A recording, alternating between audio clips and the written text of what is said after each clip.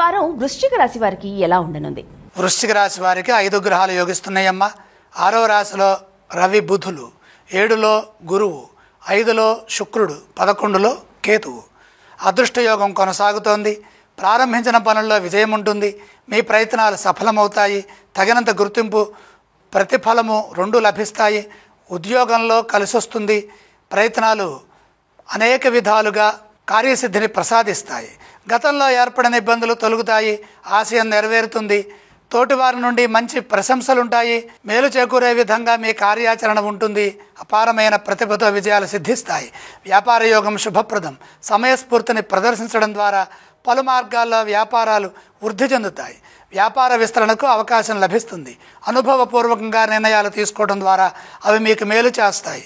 బంగారు భవిష్యత్తుని ప్రసాదిస్తాయి. మీ నిరంతర సాధన కృషి ఫలిస్తుంది. ధనయోగం శుభప్రదం. స్థిరాస్తులు వృద్ధి చేసుకునే విధంగా ప్రయత్నాలను కొనసాగించండి.